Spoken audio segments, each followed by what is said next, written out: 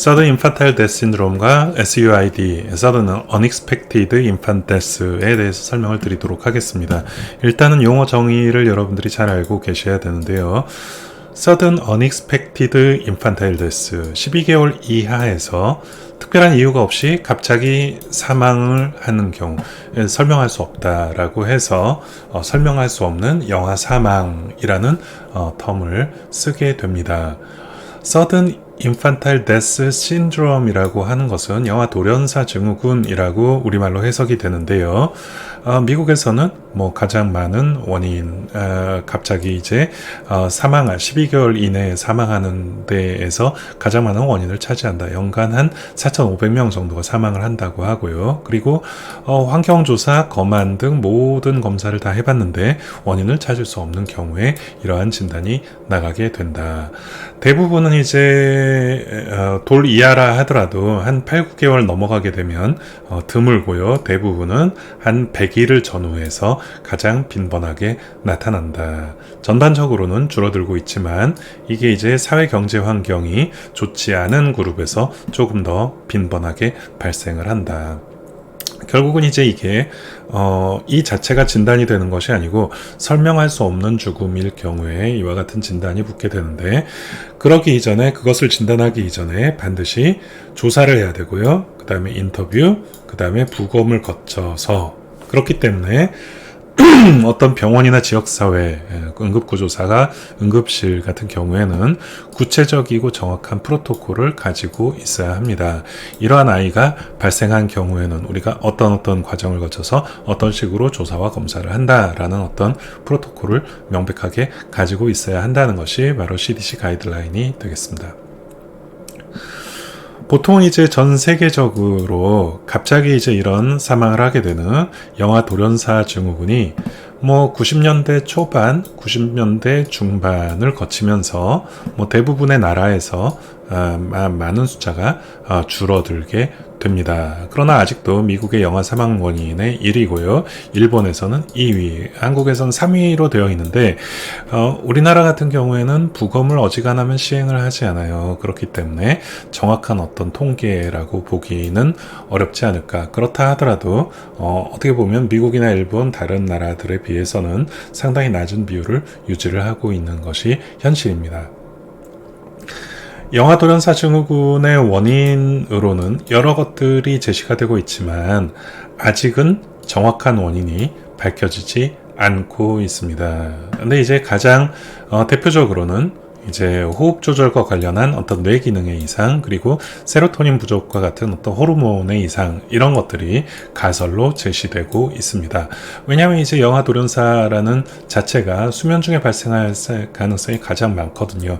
정상적으로 활동을 하다가 갑자기 급사를 하는 경우는 아이들에 있어서 극히 드뭅니다. 근데 이전에 첫 시간에도 강의를 드렸듯이 아이들 같은 경우에는 하루에 거의 20시간 가까이를 잠을 자기 때문에 잠을 자는 도중에 갑자기 이제 사망을 하게 되는데, 그렇다면 우리가 잠을 자고 있을 때는 깨어 있을 때는 정상적으로 우리가 활동을 하면서 숨을 쉬게 되지만 자고 있을 때는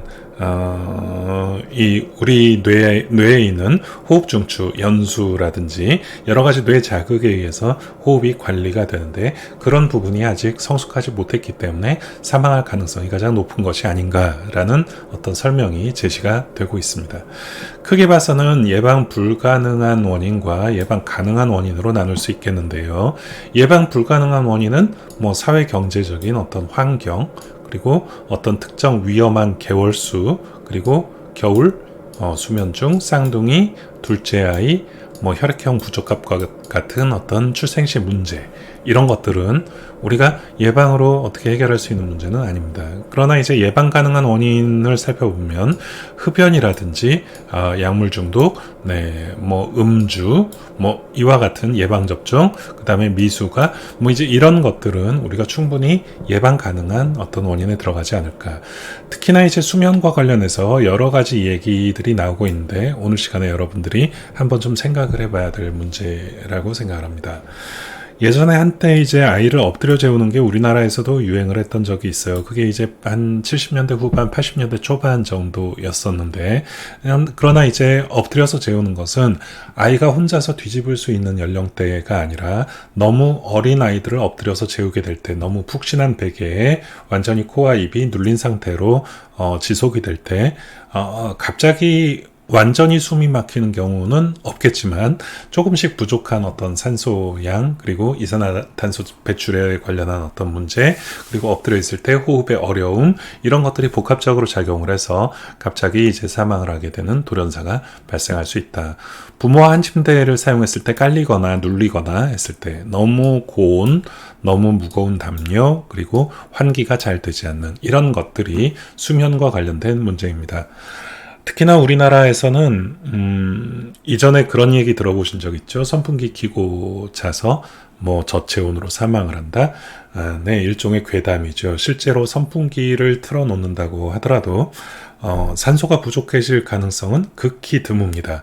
그리고 선풍기 자체가 체온을 낮춰주는 역할은 하지만 그 자체가 사망에 이를 정도의 어떤 저체온을 유발을 할 수 있느냐 그거 역시 일종의 미신에 가깝습니다.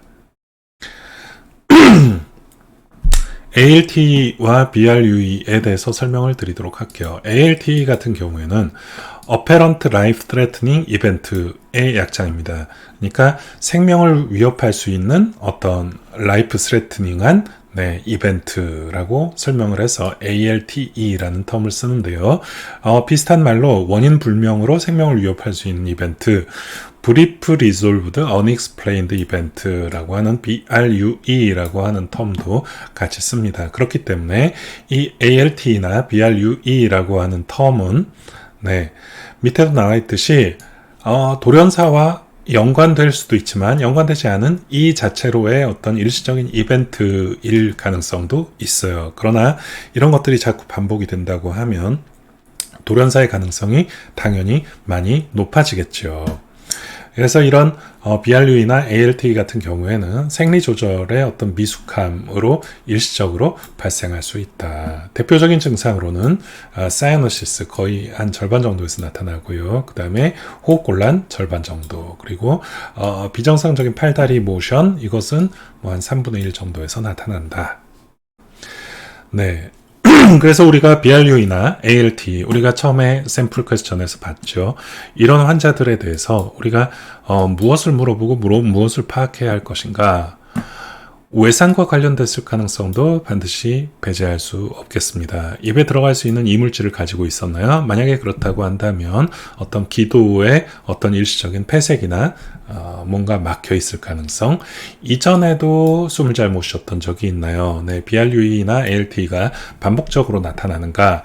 마지막으로 먹었던 음식 종류와 양, 너무 과하게 많이 먹었다면 구토를 하면서 일시적으로 기도로 흡인이 되었을 수가 있겠고요.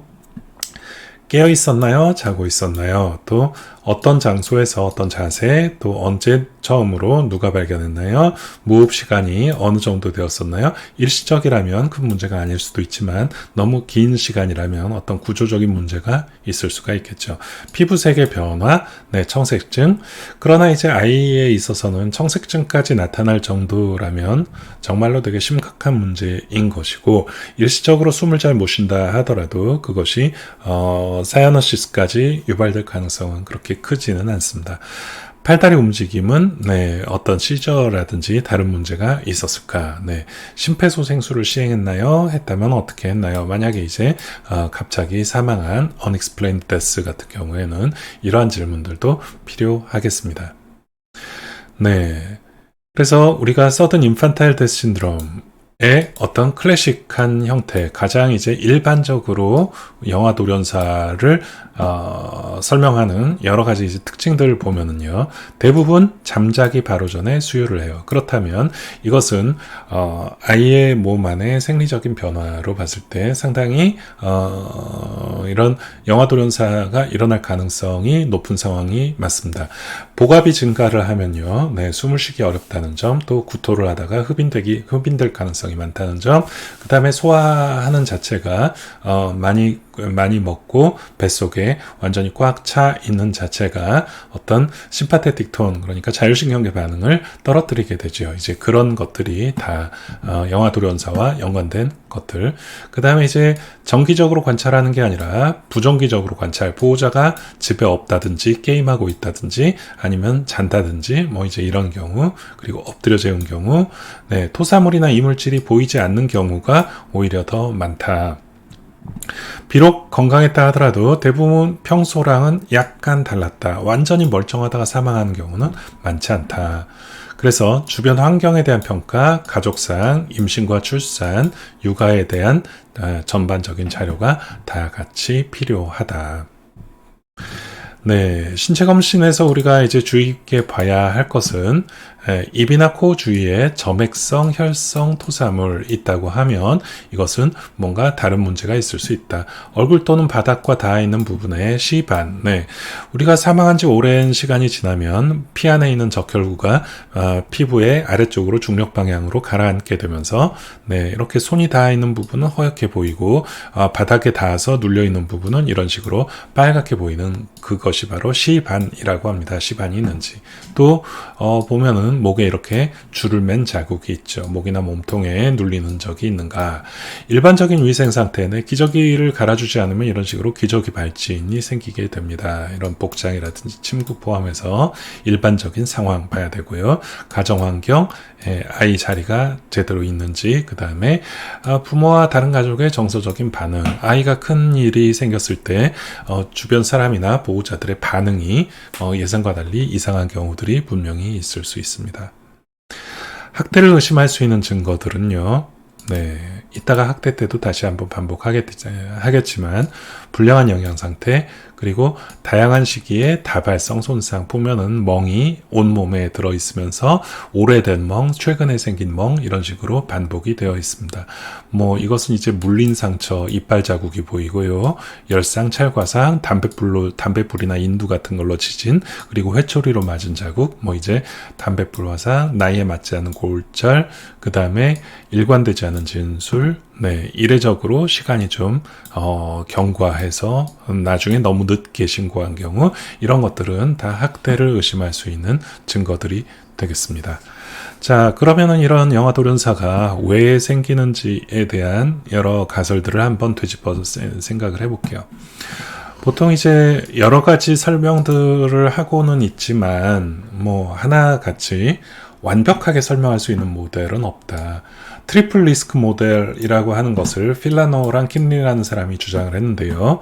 이 사람의 트리플 모델을 보면 일단 vulnerable infant니까 좀 고위험 아이, 뭐 프리텀이라든지 뭐 담배, 뭐 이제 이런 영양 환경 상태, 뭐 이제 이런 것들이 어떤 고위험한, 그러니까 영아 돌연사의 고위험 아이를 나타내고 있는 이러한 인자들. 그 다음에 외부적인 스트레스로 보면 네, 눕혀서 재우지 않고 엎드려 재우거나 뭐 이제 어떤 수면하는 자리에 뭐 어떤 다른 물건들이 있거나 뭐 이제 부모와 함께 자거나 뭐 이제 이런 것들이 어떤 외부적인 요인들이라고 하면 크리티컬 피리어드 오브 디벨롭먼트라고 하는 거는 63%에서 한 4개월, 120일, 태어난 지 120일 이내에 돌연사가 발생을 하더라.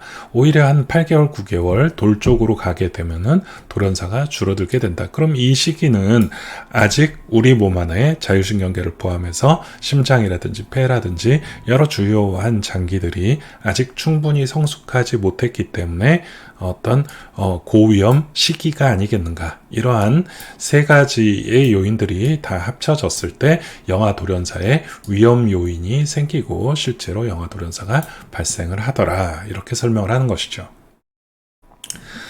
자, 소아심장을 연구하는 심전도나 소아심장을 연구하는 사람들에 있어서는 이 큐티 QT 인터벌 이론이 가장 이제 광범위하게 받아들여집니다.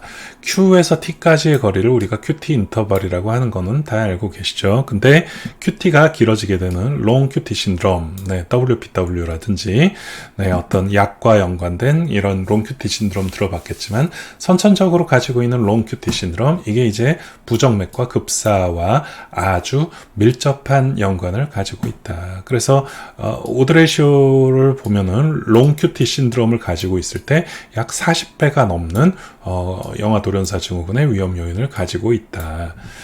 이것이 이제 발생하는 기전을 보면 교감신경계가 심장 박동을 조절을 하게 되는데 생후 6개월까지 성숙을 하게 됩니다. 그런데 한 3, 4개월까지는 불안정한 상태이기 때문에 부정맥이 생긴다.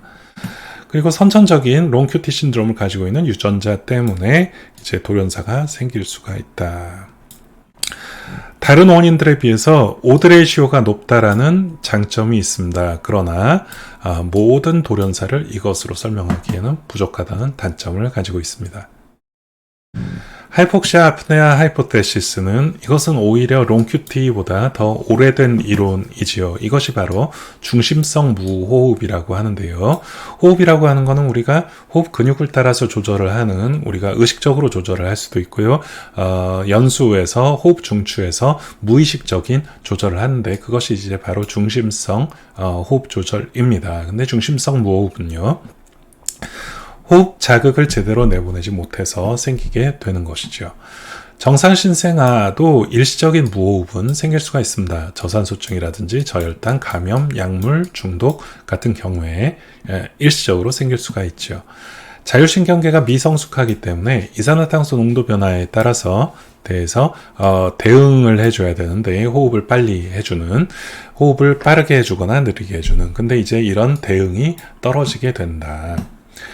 수면 중에 저산소증에 빠지면 우리가 숨이 차게 되니까 더 숨을 빨리 쉬게 되는, 호흡을 활성화를 시켜야 되는데, 아이들에 있어서는 호흡 근육 자체가 아직은 부족하다. 깨어나서 호흡을 재시작해야 되는데 깨어나는 능력도 떨어진다. SIDS 환자가 많은 경우에 만성적인 저산소증이 있어서 누적된 저산소증에 의해서 이 저산소증에 대한 자극이 충분하지 못해서 오히려 호흡이 더 떨어진다. 이런 것들이 저산소에 의한 중심성 무호흡 이론이 되겠습니다. 다이아프라금 펠리오 모델이라고 설명을 하는 경우도 있어요. 조금 전에 이제 보셨던 내용이 어떤 호흡 중추에 대한 내용이다면, 이것은 이제 다이아프라금이 제대로 기능하지 못해서 생긴다라는 이론이 되겠는데요. 엎어서 재우는 아이들에 있어서는 이것이 가장 중요한, 가장 가능성이 높은 설명이라고 이야기를 할 수가 있겠습니다. 아이들은 호흡 근육 자체가 많이 발달하지 못해 있기 때문에 횡격막이 호흡에 되게 중요한 부분을 많이 차지를 해요. 근데 엎드려서 자게 되면은 횡격막의 부하를 많이 받습니다. 6개월 이하의 신생아는 근육이 충분하지 못합니다. 특히 이제 미숙아라든지 저체중아 같은 경우에는 조금 더 심하겠죠. 대사성 질환이나 감염이 있다면 근육 자체가 오히려 조금 더 안 좋아질 가능성이 있겠죠. 늑간 근육이 완전히 이완이 돼서 호흡 능력이 떨어지게 되는데, 특히 이제 REM 수면 때 그렇습니다. 근데 이제 3개월 미만의 신생아는 전체 수면 시간 중에서 REM 슬립이 상당히 길어요. 미숙아는 REM 슬립이 더 깁니다. 그렇기 때문에 이러한 REM 슬립이 길다라는 것도 호흡적인 측면에 있어서는 오히려 더 안 좋은 역할을 차지를 하게 되는 것이죠. 그래서 이제 미국에서 80년대, 90년대 넘어서면서부터 실제로 슬립 포지션에 대한 어떤 소아과학회 권고사항이 나오고 나서 실질적으로 non-prone 포지션으로 엎드려 재우는 것이 아니라 눕혀서 재우는 경우가 훨씬 이렇게 늘어나게 되면서 실제로 그런 영아 돌연사 자체가 엄청나게 실제로 줄어들게 되는 그러한 효과를 보이게 된다. 자, 그래서 AAP는 미국 소아과학회예요. 미국 소아과학회 세이프 슬리핑 이라고 해서 안전한 수면 환경, 이게 이제 수면과 관련한 사망을 줄일 수 있다. 바르게 눕혀 재우기, 평평하고 딱딱한 바닥, 그리고 한 침대가 아니라 독립된 침대에서 재우게 되는 것, 그 다음에 너무 더운 환경, 그리고 예방활동, 개인위생, 그리고 보호자의 음주흡연 피하고요, 약물 오남용을 피한다. 터미타임이라고 해서 아이를 이렇게 엎드려 놓으면은 아이가 이렇게 버티고 이렇게 고개를 들려는 이러한 행동을 하게 됩니다. 근데 이제 이렇게 되는 것이 호흡 운동과 호흡근 자극에 실질적으로 많은 도움을 준다라는 것. 그래서 이런 것들이 단지 아이의 놀이뿐만이 아니라 아이의 호흡 운동으로서 권장을 한다. 네. 하트 소사이어티예요. 하트 리듬 소사이어티니까 당연히 좀 전에 봤던 롱큐티에 대한 이야기를 하겠죠. 모든 영아돌연사 증후군 환자에서 개인 환경 조사 그리고 부검을 해야 된다. 클래스 1으로 권고를 하고 있고요. 부정맥에 의한 사망이 의심되는 경우에는 유전적인 검사도 동시에 시행을 해야 한다. 왜냐하면 이제 어떤 부정맥에 대한 어떤 유전적인 원인 때문에 사망에 이르게 될 경우가 있기 때문에 그렇습니다. 그래서 부검에서는 반드시 심장 구조적 문제를 현미경적인 조사를 포함해서 확인해야 한다. 그리고 이제 사망한 어떤 아이의 형제 자매들, 친척들 간의 유전 검사가 반드시 필요하다. 실신이나 부정맥 기왕력이 있는 경우에는 정밀검사 필요하다. 휴식기 심전도뿐만이 아니라 운동부호 심전도까지 권유를 하는 것을 권고하고 있습니다. 차일드 어뷰즈에 대한 이제 그런 어떤 호흡에 대한 것, 수면에 대한 것, 그리고 심장에 대한 것, 그 다음에 이제 마지막으로는 돌연사긴 돌연사지만 아동 학대에 의한 어떤 돌연사를 줄이기 위해서 모든 영아돌연사 증후군에서는 상세한 부검을 통해서 이런 여러 가지 다른 외적인 요인에 의한 사망인지를 꼭 반드시 조사를 해라 라고 이야기를 하고 있죠. 그리고 현장과 보호자에 대한 조사 반드시 포함되어야 한다. 근데 특히 이제 우리가 돌연사라고 보기 어려운 이제 이런 내용들, 6개월 이상의 환아에서 특정 보호자랑 있을 때만 어떤 이런 일시적인 불우 같은 BRUE 같은 상황이 반복되거나 다른 형제자매가 비슷한 경과로 사망하거나 다치게 된 경우, 기타 학대를 의심할 만한 신체 환경적 상황이 있는 경우에는 꼭 어떤 학대의 정황이 있는지를 확인하여야 한다라고 이야기를 하고 있습니다. 우리가 이제 BRUE라는 텀 자체는 이전에는 다 이제 ALT라는 텀을 썼었어요. ALT라는 텀을 썼었는데 2016년도부터 BRUE라고 이제 텀을 바꾸기로 이야기를 합니다. 왜냐면 이제 ALT 같은 경우에는 너무 좀 광범위한 정의가 어려운 이제 그런 내용이다. 라고 해서 BRUE의 데피니션은요.